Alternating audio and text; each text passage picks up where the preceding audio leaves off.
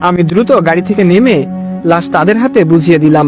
কিন্তু কালাম ভাই, বিশ্বাস করুন, লাশ রেখে আসার সময় যা হয়েছে তা অনেক ভয়ঙ্কর ছিল। আমি যেন মৃত্যুর দরজা থেকে ফিরে এসেছি। এই কথাটা বলতেই রিয়াজের গায়ের লোম দাঁড়িয়ে যায়। কালাম সাহেব কিছুটা বিস্মিত দৃষ্টিতে তাকায় রিয়াজের দিকে। অতি আগ্রহী হয়ে আছেন তিনি। রিয়াজ তখন আবার বলতে থাকে, লাশ রেখে যখন আমি বাড়ি থেকে বের হই তখনই আমার অ্যাম্বুলেন্সে আবার কেউ পেটাপেটি শুরু করে।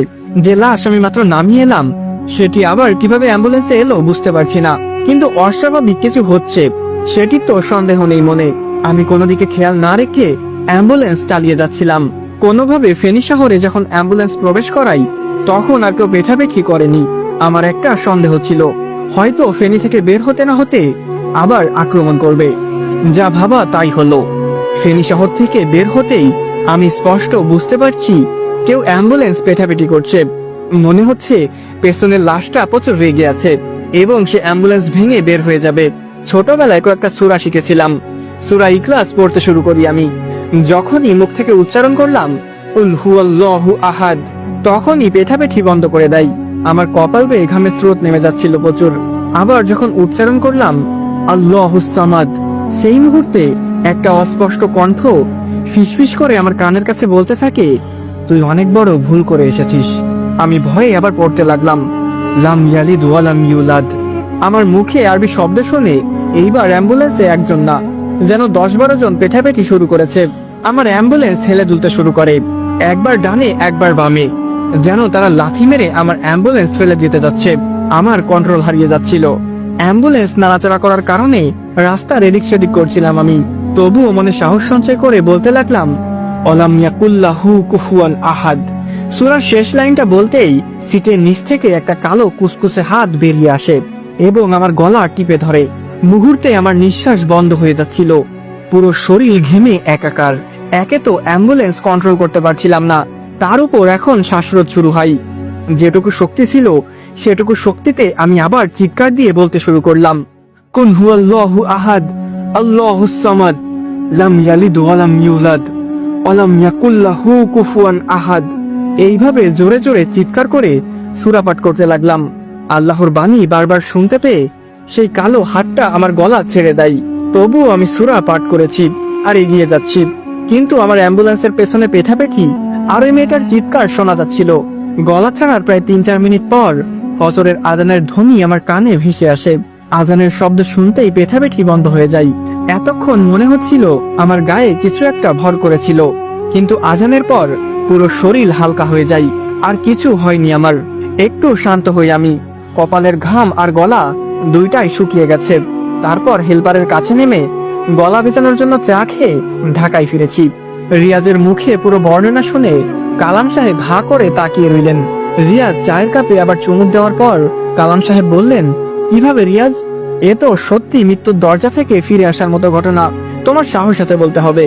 রিয়াজ সিগারেটে টান দিয়ে মুচকি হেসে বলল, সাহস আছে নাকি নেই জানি না, কিন্তু আমার প্রচুর টাকা লাগবে ভাই।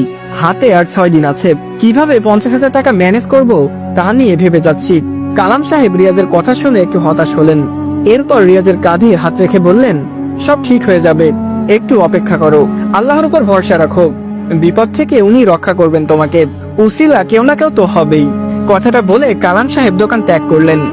রিয়াজ আনমনে তার সিগারেটে ডুবে আছে। এদিকে শাহরুখ খান অর্থাৎ রিয়াজের হেল্পারকে বস ডাক দিলেন। হেল্পার ওনার কেবিনে আসার পর বস বললেন, এইটা তো সত্যি অবাক করার বিষয়। একজন নতুন ড্রাইভার প্রথমবারই এমন একটা কাজ করলো, আমি ভাবতেই পারছি না। হেল্পার বসের কথা শুনে বলল, বস, পোলাটা সাহসী আছে, হাতছাড়া কইরেন না, স্যালারি বাড়িয়ে রেখে দেন। বস একটা মুস্কি হাসি দিয়ে বলে, উপর থেকে আমাকে যা দেওয়া হয় আমি সেটাই তোমাদের দিচ্ছি, তবে আমি কথা বলবো ওর ব্যাপারে। এইরকম ড্রাইভার খুব কম পাওয়া যায়। আর শুনো, রিয়াজকে বলে দাও আজ বাসায় চলে যেতে, ওর ডিউটি রাতে, গতকাল এমনিতেও ঘুমায়নি, ওর ঘুম প্রয়োজন। শাহরুখ খান হ্যাঁ সূচক মাথা নাড়িয়ে কেবিন ত্যাগ করে। নিচে রিয়াজ বসে আছে দোকানে।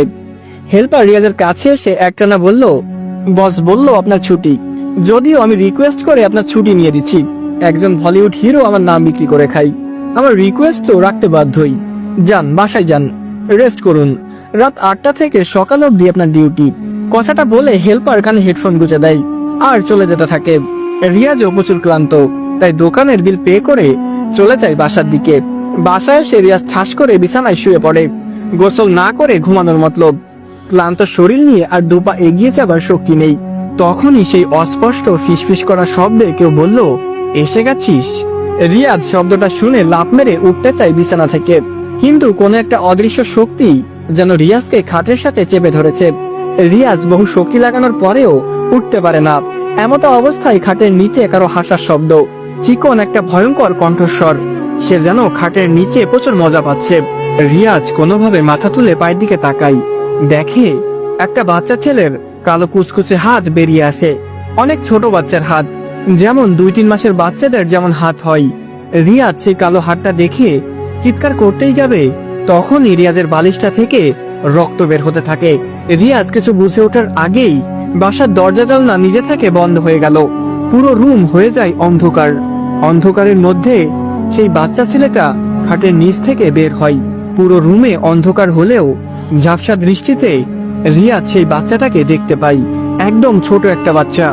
এক লাফে বাচ্চাটি খাটের উপরে উঠে রিয়াজের দিকে তাকায়। রিয়াজ ওর চেহারার দিকে তাকালেও স্পষ্ট দেখতে পাইনি। পুরো মুখে শুধু ওর চোখ দুইটা দেখা যাচ্ছিল, লাল বর্ণের দুইটা চোখ, অনেক ভয়ঙ্কর। রিয়াজের দিকে তাকিয়ে সে একটা হাসি দেয়, এরপর লাফ দিয়ে দরজার দিকে চলে যায়। রিয়াজ দেখে দরজা না খুলে সে বাতাসের মতো দরজার কাঠ ভেদ করে বের হয়ে গেছে। আশ্চর্যজনক ভাবে আবার সেই বাচ্চাটা খাটের নিচ থেকে বের হয় এবং এক দৌড়ে দরজার কাঠ ভেদ করে বের হয়ে যায়। এইভাবে একের পর এক বাচ্চা খাটের নিচ থেকে বের হচ্ছে আর দরজার দিকে চলে যাচ্ছে। রিয়াজ ভয়ে জমে গেছে। তখনই রিয়াজের মনে হলো রুমের কোনায় একটা বিশাল কালো অভয়ব দাঁড়িয়ে আছে। জানাবেন আপনার অনুভূতি এখন কেমন, গল্পের কোথায় কোথায় ভয় অনুভব করেছেন, আর অবশ্যই কমেন্ট করে জানাতে ভুলবেন না গল্পটি আপনার কাছে কেমন লাগছে। যারা পরবর্তী পর্ব দেখতে চান তারা চাইলে আমার ইউটিউবে গিয়ে দেখে আসতে পারেন।